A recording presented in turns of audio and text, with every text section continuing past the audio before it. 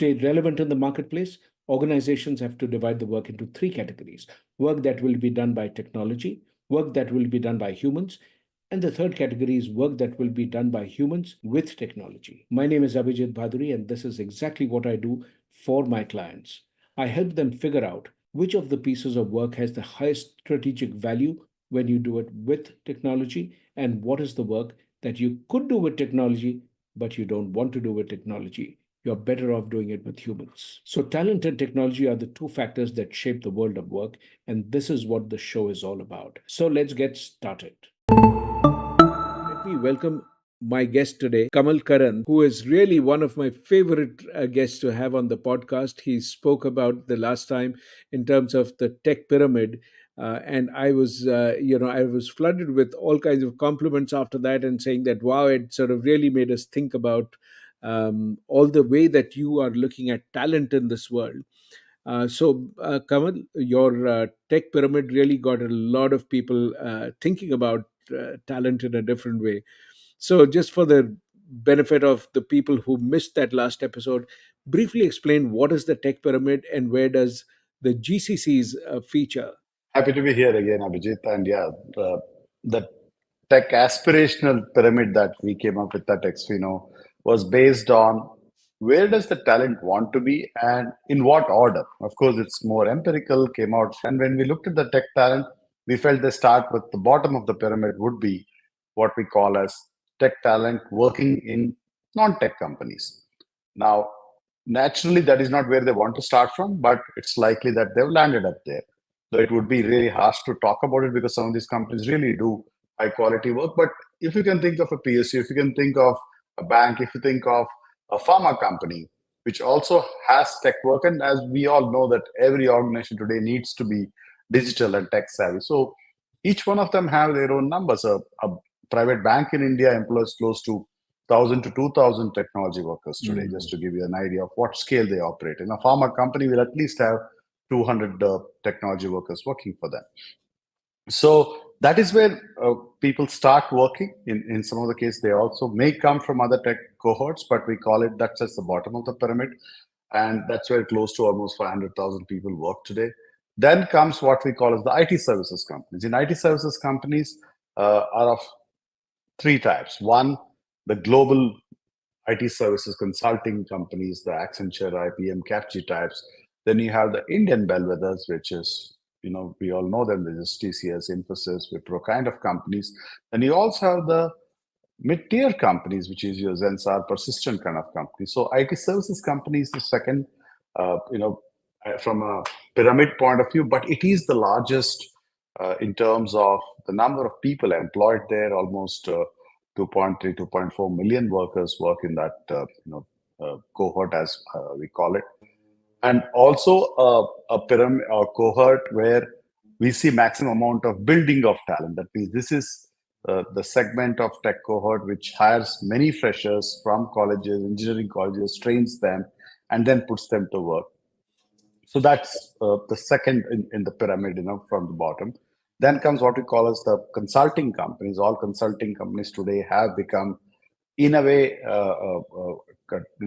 consulting through talent. They have to execute as well, what we loosely call as body shopping or loan staffing, as they call it. So, a significant number of consulting companies have gotten into competing with IT services companies today, and that's where we see close to about 500,000 technology workers working in that segment. It's a growing segment because these consulting companies have very ambitious plans when it comes to the Indian tech talent that they want to deploy to the global customers.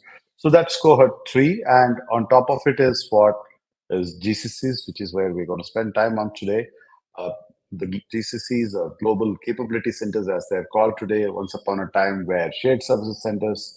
And after that, they became what we know as GICs, as global in-house captive centers. And now they're called as global capability centers. So this is where almost close to 1.6 million technology workers work today, and about close to 1,680 global capability centers, last counted are in India, in over six cities, six large cities, and some of the tier two cities as well.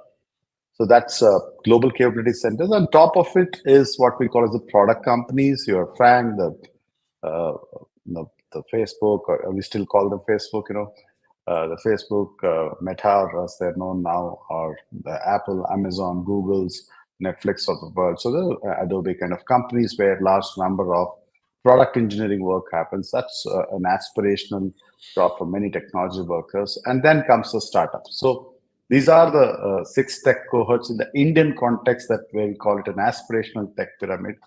And the friction to this also comes from the technology workers in India who aspire to go overseas, right? So we said that last year almost 114,000 Indian technology workers went overseas.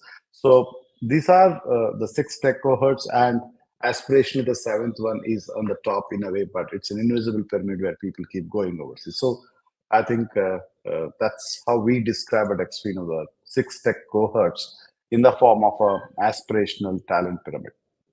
Oh, that's such a terrific way to, stratify by aspiration, not necessarily, by the number of people alone, but what do people aspire to do and how do they go up the aspirational pyramid? I think that's a great way of putting it.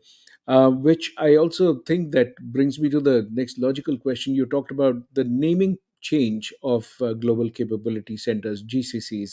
For the purpose of this conversation, we'll use the term GCC, but overall earlier they were using a different name, so we started with shared services, and then brought in the innovation centers or in-house innovation centers. There are various names that people have used. The question I have is, have has the role that these groups played, has that evolved over time, or the role has remained the same, as just the names which have changed is pretty much the same thing? What do you see? Abhijit, it's a combination of both. Yes, the roles have changed, and in some of the places it could just be the names, and we consulting companies are guilty of coming up with new names to keep ourselves and our customers interested in a way. But if you go back in time, the early 2000s when they were called shared services, uh, and to now where many of them are calling themselves transformation centers, innovation centers, truly GCCs as they're called today have become the hubs of innovation in some of the cases. Some of them are still coming and providing service. So if you look at the three stages in which the global capability centers operate or have operated in the past, is they started with as a service center to their holding or a global parent company. Then they moved to what you call as output, and then transitioned into what you can call as outcome. So today, beyond outcomes, they're looking at what can we give from an innovation point of view, right? So that is still for a few companies have already been here and done that, but also some of the companies are purely coming only for innovation and transformation and not coming for service or output, where they would rather use an IT outsourcing partner with whom they're already familiar with. So the transition has been in the form of service, output to outcome, and uh, each of these 1600 plus companies are at various stages of service, output, and outcome themselves. But of course, the newer ones are coming with the mindset of I will only do outcome. But at the same time, there's still companies coming purely for talent access, so they might be just coming for service. GCCs are looking at India as a talent hub. What are the other countries that compete, with India for this talent opportunity?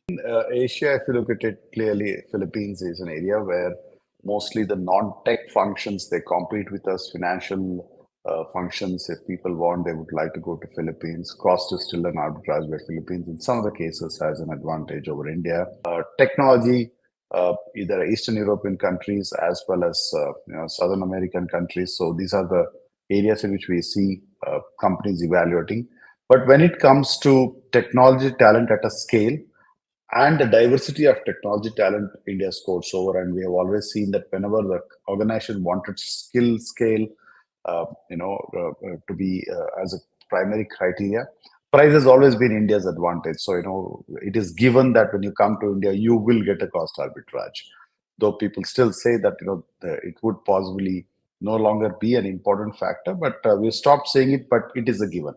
But I would look at Eastern European countries, Southern American countries, and Philippines as another area where we see comparisons being made in every global capability centers intent pitch that we participate. And I've worked with them as you said, so I worked in Malaysia for this consumer giants company, and also when you look at the way the work has shifted, so there's some work which used to go to China, then there's some work which used to go to Vietnam, there was some work which used to go to Philippines.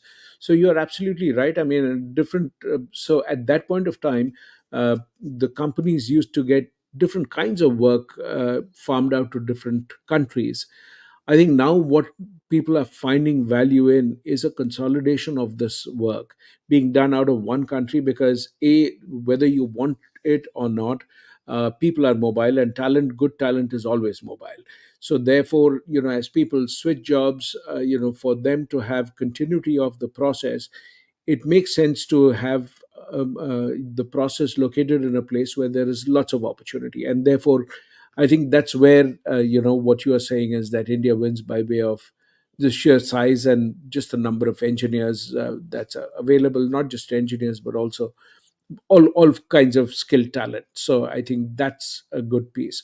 What is the talent that they find it hard to look for in India? Where is the talent gap in India? What kind of skills are hard to find? When you look at the talent friction, as I call it in India, I think if you take the top 6 cities, more or less when it comes to tech talent, we are able to find talent between the 4 to 12 years experience range. Because remember that from the 2000 to 2024, we almost have 2.5 decades of multinational companies as well as Indian IT service providers creating this talent pool in India. And we have a host of thousands of Indian tech talent who worked overseas, who come back to India and work. So, in that sense, I would say that we pretty much tick all the boxes. But I think when it comes to the newer skills, uh, and in a particular city, we may have some struggles. Let's say we go to a new city and we're trying to figure out the talent of a particular kind. I think we find challenge. But if you ask me in the top 6 cities, Abhijit, I wouldn't really find it difficult to find talent for any of the skills. There'll always be a struggle, but I think it would be a friction of what I call as the skill, pay, and location kind of a friction, and the timing. These are the four frictions in which we might find a particular skill to be difficult in a new city, if at all. Let's say if we go to any new city, which is an upcoming city, a tier two city, an engineering talent, let's say in a powertrain or let's say in EV. We used to find it a challenge 2 years ago, but no longer. Any new city that you go to, also you're able to find this talent. So I wouldn't put my finger on any skills and say at this point of time it will be difficult if I had to think of Delhi, Gurgaon, Pune, Mumbai, and in the south it is Hyderabad, Bangalore, or Chennai. I think in these top 6 cities, if you want to scale up 5,000 technology talent any given day in a year and a half, we can scale that up. And what are the second tier cities when it comes to opportunities? Where do you draw talent from? What are those cities where you're finding more and more people coming up with these kind of capabilities? So there's a lot of interest around tier two cities, like whether it's Jaipur was one of the first which came up. Jaipur, Coimbatore, Nagpur, Mangalore. We have some of these names which are constantly doing the rounds. Of course, they've been you can't call them tier two cities, but Indore, Bhopal are in the reckoning too. They're big cities by themselves. But I would still say the preference for GCCs for setting up still are the big 6 cities, for the reason that when they come to India, they come mostly for tech talent. And India, pretty much in these 6 cities, have got the necessary skills and scale and the marquee Fortune 500 companies already which have set up GCCs here. So there is more preference to be in the top 6 cities. And I would still say that the tier two cities is an opportunity area, but still not at the scale in which companies are still not in a mood to rush to the tier two cities. Why is that they don't want to rush to a tier two city? Is it because there's adequate talent available in the larger, metros that you talked about, or is it that it becomes easier from a communication and travel and all of that to be in one of the metros, and therefore you don't, connectivity and all of that as the issue, or is it just a mindset? Is it infra or is it mindset? I would I would say it's mindset because recently there was an engineering major who was already working with us, and I was suggesting them a tier two city where we felt there's they hardly wanted about 200 engineers, so it wasn't that they wanted to hire in thousands. So when I suggested one of the cities, he asked me how many international flights come there in a day. So I said in a week, five. So he says there lies the answer. So some of these companies have their own templates, frameworks about where would they go and what is the basis. And in that, some of this infrastructure is the current bottleneck. Though I think being in India, we don't find them as a bottleneck. But I think when they are shipping the jobs thousands of miles away, I think they have certain frameworks related to travel infrastructure and the competing companies which are there in that city. Because at the end of the day, they not only come for infrastructure, they also come for the talent which is there. So if you're going to tell them that, look, we're going to hire a bunch of freshers in this city, and through that you have to build talent. In the initial years, they may not be of interest to GCCs because when global capability centers are formed in India, they primarily hire people who are lateral, so people who have experience, so that they can get the proof of concept right in year one. So at best, I would see tier two cities becoming a hotspot tomorrow for GCCs which are already in India, who can set up a satellite center for them because they would already have employees from that tier two cities working for them. So there is, in a way, a proof of concept. But for now, the straight answer is infrastructure, the airport, the travels, and the ready-made talent available in that city. And the other experience that I've seen internationally also, the challenges that it's when you're bringing in experienced people, they also have kids who are going to school or college, and therefore the availability of those, that becomes a factor in their ability to identify talent who are ready to move from, let's say, a larger city to a smaller city. So that's so it's not just the airport, but also the investment in education, healthcare. That's another big one that people worry: if I fall sick, do I need to be flown back to my home country, or can I get treatment locally, which is just as good? One of the things, on a side note, I believe, is that if you want to really see which is the place where all the international opportunities are going to come in next, uh, you also have to start looking at the food which is available, what kind of cuisine is available. So, in some of all these places that you talked about, Pune, for example, you'll find everything from German food to Mexican food to Israeli food. So I think those are some of the early indicators, and I think the opportunities lie in people becoming creative about how they identify a city, not just by way of just these opportunities that we said. But that's a great perspective. So we've sort of, what you are talking about is, you see a number of the GCCs. Remind me again, how many GCCs do you see the possibilities right now? What are the numbers? Just let's get that. About close to 1700. The last report that was put out by NASCOM put it at 1680. So currently, close to 1700 is what you can say. And on an average, we see every quarter about 10 to 15 new GCCs coming to India. So in a good year, we see about close to 60 to 80 GCCs that get formed in India. So that's a number. So the journey that we are talking about, Abhijit, is about from 1700 moving to 3000 by 2030. So that is the journey of GCCs that we are expecting to take place in India.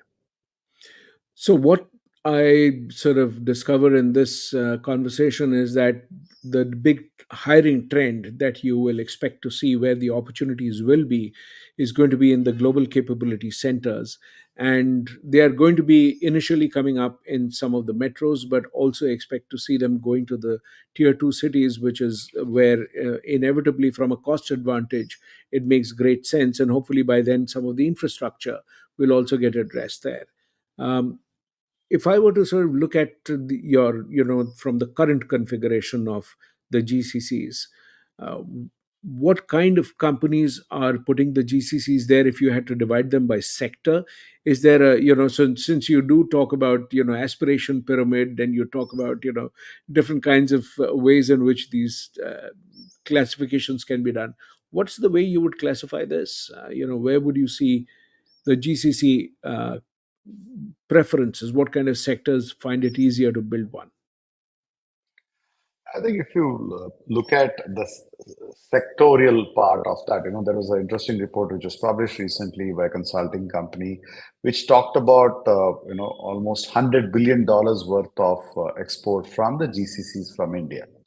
And in that, the categorization was the largest segment was what you can call as the product company, which does the proper engineering, software technology and engineering front. So that is the largest segment, where you have the Amazon, Google's, Microsoft's, SAP, Cisco's, Adobe's, Salesforce, Facebook kind of companies. Then the second largest to after the core engineer companies are BFSI. BFSI companies, of course, the banks and insurance companies, you name it, HSBC, JP Morgan's, Wells Fargo kind of companies, all have, multiple thousands of, tech talent based in India. So that's the, second largest segment, followed by what we call as the ER&D segment. A lot of automotive companies in India have significant presence, and it seems to be growing. And that's an area also we see high skilled, high salaried jobs getting created in India. So ER&D is another space. Electronics and semiconductor is an area which has seen significant growth, and that's something which is growing, and we see that clearly a growth opportunity in that. As an area, Indian government also has asked even the commercial business of semiconductors to be set up in India with certain SOPs that they've given, the SOPs they've given them. So essentially, if you look at it in the order, I would say these are the sectors in which we see these GCCs actually organize themselves. Of course, I can go on, which is, let's say, if you look at software and technology, BFSI, you have ER&D, you have semiconductor, you have healthcare and life sciences, you have telecommunication, you have aerospace and defense. Oil and gas is an area that we see in the last 2 years. Many large oil and gas companies have set up their GCCs. Retail and FMCG have always been there. We have seen the Walmarts, Tesco's, Lowe's, Targets, JCPenney's, Nike kind of companies in India for a while. Recently, companies like Adidas also have come into play. 7-Eleven kind of companies. Food and beverages has been an area where we have seen companies like Cargill, Diageo, Mondelez, Pepsi kind of companies also. So I think if you look at the sectors, these are the sectors, Abhijit, in terms of how the sector-wise categorization of GCCs in this $100 billion worth of exports that they've been doing from India is coming from. So there seems to be a really, you pretty much named every sector, so it's really sector agnostic is the first takeaway that I have. The second takeaway is that these opportunities are going to keep growing because this is a great place for that talent. So there is talent at scale. If I were to narrow down the lens and talk about the skills which are there, what are the skills that the GCCs in India should be investing in their employee base to make it better, stronger, competitive advantage? What are the skills that they should invest in? What would you say for senior talent, for mid-level talent, and entry-level talent? Would you see a difference that would be there? Is it needless to say, all the digital skills are already at play. Many of the companies have started with the legacy skills, and we know that some of the large banks in US still use some of the legacy skills. In fact, last year, one of the GCC asked us to come and hire for mainframe skills, and we thought COBOL and mainframes are already over, right? But this company told us, look, I get, even that company said they get 5,000 faxes a year, a day in their New York office, right? So then, so there are still things which are not as digital as we think the world has become. So there's still some of the old skills that India has stopped producing, but US is still using, so that somewhere we have to find them. So if I take the legacy skills away, all the digital skills, we constantly see demand for cloud engineers. We see GCCs building capabilities in data sciences, which is pretty common. We see them coming in all the cyber security skills that are in demand, Python, full stack. Clearly, of late, any skills related to, or which is kind of n minus one skill for AI is in play. So clearly, Java SQL skills have constantly been there, and India has sort of seen as a Java country. We've seen so many, GCCs building their capabilities around Java. So I think pretty much all the digital skills, Abhijit, are the areas in which GCCs are building skills. But also at the same time, many of them are building their financial practice strongly here. We see, fund accounting, risk modeling, kind of skills that many of the hedge funds have set up are doing work now. There are at least some 6 large hedge funds which have set up shop in the last 2 years. So we are seeing even in the financial services space, a very high-end work getting done in India. So clearly, whether it is tech or what we call as financial services, or GBS, global business services, as we call them, Mhm. are recruiting skills which are pretty much advanced in nature. India is very clearly very strong in the tech talent, and so you see the tech talent at scale. So that's so in every talent pool there will be a normal distribution, but you definitely see a lot of people with that capability. So I was really smiling to myself when you said that they still look at mainframe skills, and you would have thought mainframe era is over, but and I also think that for the purpose of my audience, I must put in a picture of what a fax machine is really like, because a lot of people may not have seen a fax machine. It's really like telling somebody, oh, we used to have a technology like cassette recorder, and people used to play tapes and CDs. People say, what is a tape? Or vinyl records. Of course, vinyl records are coming back, so people are more familiar with vinyl records. But what are some of those things in terms of the tapes and all that? So I think in technology also we have the equivalent of that. The skills that I think people underinvest in is the soft skills, to be able to articulate themselves in a manner which is powerful, to have a strong personal brand, to be able to teach people what they already know and scale up the things. These are some of the capabilities that I think it would be worth for the GCCs to invest in. And also, the other piece that I see notice as a trend is when people are hiring some of these senior leaders in the organizations, wherever they are bringing in from, whether from overseas or they're bringing in from a competing company, or it's an internal movement, whichever way you look at it. I think when people are moving into new roles, the other trend that I see is they work with some of the onboarding coaches, and the onboarding coaches help them through this transition. That you're moving in from a different function into a different general management function, or you're sort of moving across companies, or you're moving across locations. There are multiple changes which people navigate, and they could a great talent could fail because of a multiple other set of factors, cultural fit, and many others. So to work with some of these onboarding, opportunities, that's a skill I think companies could invest in. What do you see as the future for tech and talent in the GCCs? Abhijit, I think just taking a cue from the kind of skills that are being recruited now, at any given time, GCCs have 35 to 40,000 open vacancies, and in that, close to 800 to 1,000 vacancies are leadership roles, the ones which would require the kind of onboarding counseling that you're talking about, and the coaching that's required at any given time. If in a bad year, like last year, we had 40 plus GCCs came, you can think of 40 managing directors for GCCs. They all need a transition because they came from somewhere. They're going to a new Yeah. company which is coming to India for the first time.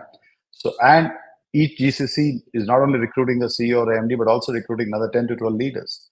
So there Hmm. is, at any given time, you have uh, in India about 800 to 1,000 vacancies of people transitioning from a GM, vice president, director kind of roles to another. So that is an area where we're seeing the skills of what you call about people management, cross country cultural understanding, the softer skills that you talked about, and the stakeholder management across the borders that is required. Not everybody has an international experience, but they have leadership experience, they have technology experience working in India.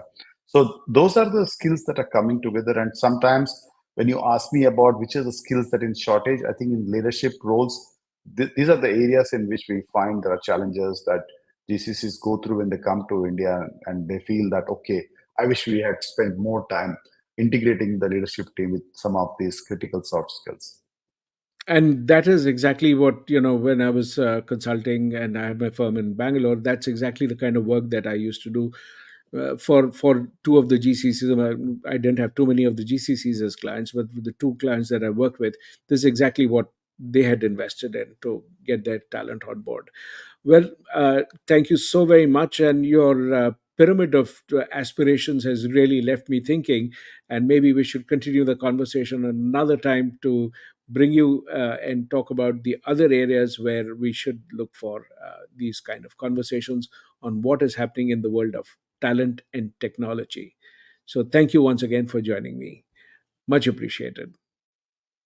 Thank you, Abhijit, for having me. I look forward to have a conversation. Each cohort, tech cohort, is worth having, a session by itself. Look forward to those conversations. Absolutely. Thank you.